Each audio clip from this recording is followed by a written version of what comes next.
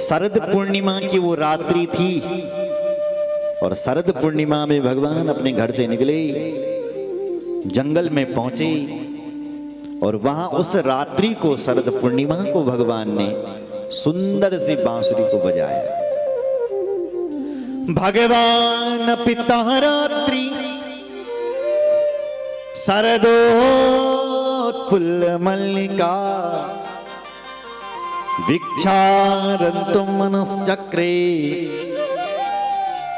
योग माया मुपाश्रिता योग माया मुपाश्रिता। योग माया का सहारा लेकर के भगवान कृष्ण ने जंगल में जाकर के सुंदर बांसुरी को बजाया। परीक्षित बांसुरी पर बोले एक गीत बजाए भगवान। क्या वो गीत बज रहा है? निशम्य गीतम तदनंग वर्धनम व्रजस्त्रिया कृष्ण गृहीत मानस आजगमुरन्योन्यमलक्षितोद्यम सयत्र कांतो जवलोल कुंडलः। निशम्य गीतम, बड़ा प्यारा गीत भगवान ने बांसुरी पर बजाया। और जहां गोपियों ने ये बांसुरी सुनी, बांसुरी की धुन सुनते ही चल पड़ी समस्त गोपियां। लिखा है कि एक गोपी पाउडर लगा रही थी, आधा चेहरे पर पाउडर लगा दिया, आधे पे लगाना भूल गई, तब तक बांसुरी बज गई और भागती भी नजर आई। एक गोपी काजल लगा रही थी तो वो वहीं से भागी। एक गोपी अपने पति को भोजन दे रही से जो कड़छली हाथ में लेकर के भाग रही। लिम्पन्त्या प्रमर्जन्तोन्या अंजन्त्या काश्चलोचने व्यान्त्यस्य तवस्ताभरणा कश्चित् कृष्णान्तिकं ययो। सब गोपियां भाग रही हैं, कोई इन गोपियों को रोकने वाला नहीं, रोक ही नहीं पा रहे हैं सब। तावार्यमाण भी पति भी भ्रातृबंधु भी गोविंदः प्रकृतात्मानो नान्यवर्तन्त मोहित। हे परीक्षित, एक पति अपनी पत्नी को रोकने की कोशिश कर रहा है लेकिन पत्नी रुकती नहीं है। एक भाई अपनी बहन को रोकने की कोशिश कर रहा है, बहन रुकती नहीं है।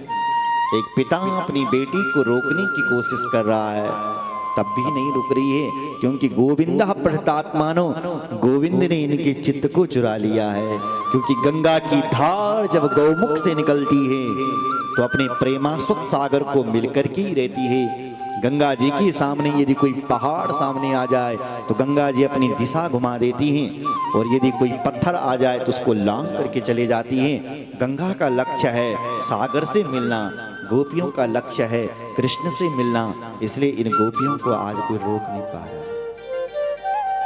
गोपियां भगवान के पास गई हैं, भगवान ने इन गोपियों का स्वागत किया। एक गोपी को उसके पति ने जबरदस्ती पकड़ लिया और पकड़ करके घर के अंदर ले गए और ताला लगा करके बंद कर दिया। अब भाग। वो गोपी सोचने लगी कि देखो मेरी सखियां आ जाएगी, कृष्ण का आलिंगन करेगी। अरे धिक्कार है इस देह के लिए जो कृष्ण से दूर है। उसने पद्मासन लगाया परीक्षित, और भगवान के पास पद्मासन लगा करके सबसे पहले पहुंच गई, शरीर को छोड़कर। परीक्षित ने पूछा इन गोपियों की इतनी ऊंची गति कैसे हो गई? बोले परीक्षित ये कोई साधारण गोपी नहीं है,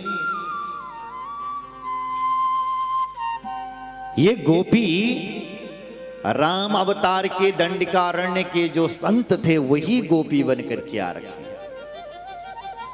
भगवान राम जब दंडकारण्य की भूमि पर विचरण कर रहे थे तो उस समय सबसे पहले आपने कथा सुनी कि सती माता को भी भ्रम हो गया, ये भगवान है कि नहीं है। राम जी की परीक्षा लेने के लिए सती जी चले गए, और वही भ्रम जब संतों ने जब राम जी को देखा, तो राम जी को देखकर के संत वृंद भी मोहित हो गए थे। बोलो जय सिया राम।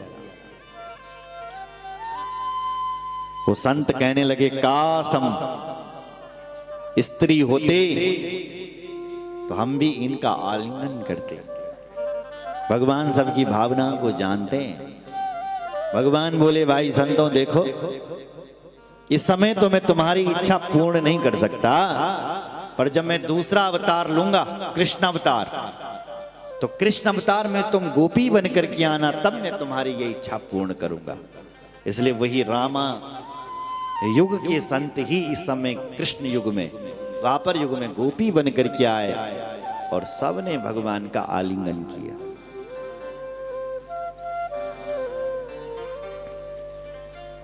गोपियों के आते ही भगवान ने गोपियों का स्वागत किया। स्वागतम वो महाभागा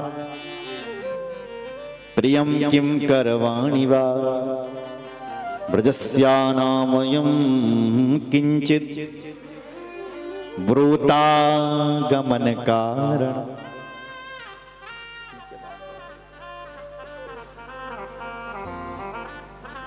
भगवान स्वागत कर रहे हैं। स्वागतम सुस्वागतम गोपियों, आपका स्वागत कैसे आना हुआ।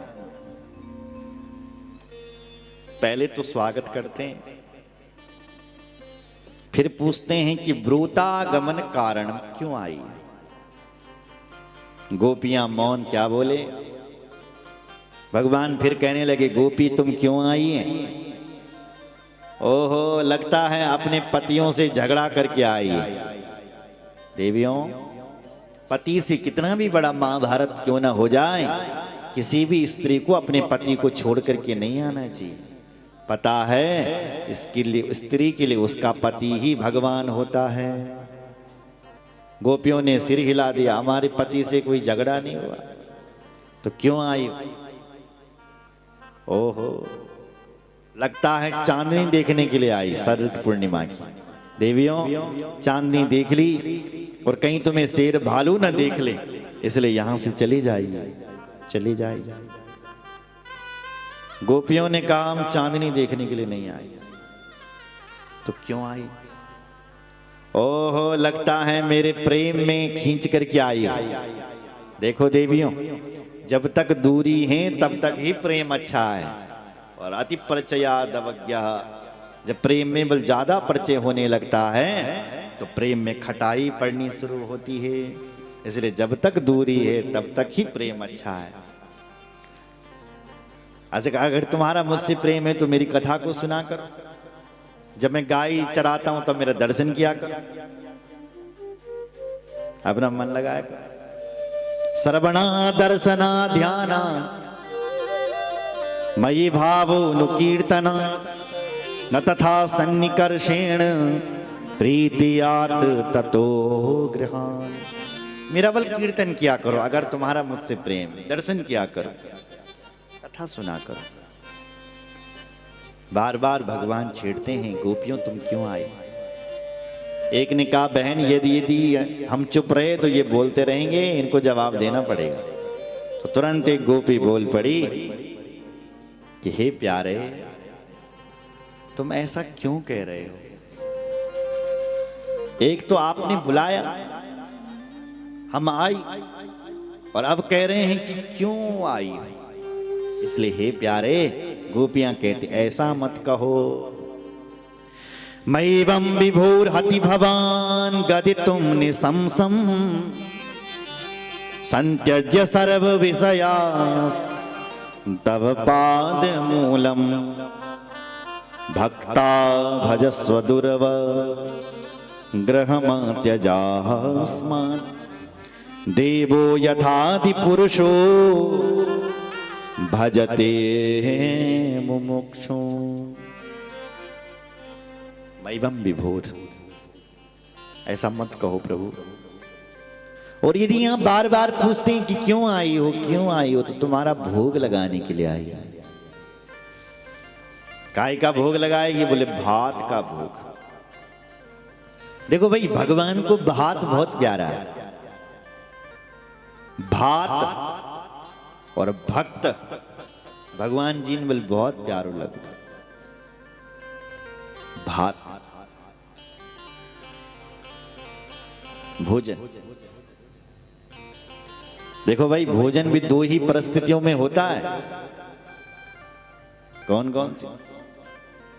या तो आपको भूख भयंकर लगी हो, तब तो खाना ही पड़ता है। लाओ भैया जन बिच हो तुम्हारे बनाए ले आओ, तनी खोला हम है ना, अगर भूख बहुत ज्यादा है। दूसरी, यदि खिलाने वाले के मन में अत्यधिक प्रेम, पेट भरियों छे, खिलाने वाला कह रहा नहीं साहब थोड़ा सा खाना ही पड़ेगा, आप हमारे घर पर आए हो, बिना खाए आप कैसे जा सकते हो। तब न भी हो भूख तो एक रसगुल्ला लेना पड़ता है। चलो भैया तुम्हारा प्रेम है तो खा लेते हैं, वैसे भूख आई नहीं। तो दो ही परिस्थिति में भोजन किया जाता है। तो गोपियों हमारी ऐसी स्थिति तो है ना। गोपियां कहती हैं तुम्हें भूख ना होती तो तुमने पहले कहा ना होता कि भूख लग रही। तो जब भूख लग रही थी तो हमने भोजन बना, अब भोजन बन गया, अब लान गया न खान में ये खान गए। ये तो गलत बात है ना प्रभु। पहले तो बनवा दिया और अब कह रहे हैं अब नहीं खाऊं। पहले तो आपने हमको बांसुरी बजा करके बुला लिया और अब कह रहे हैं हे गोपी क्यों आई।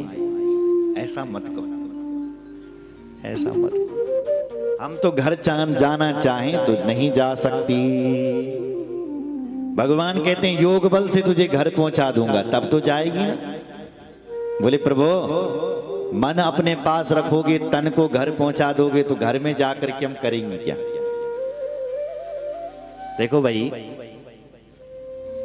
तन वहां काम करता है जहां मन रहता है। कैसे? आपको शरीर अक्ष बैठियो और शोर तुम्हारे घर लगियो,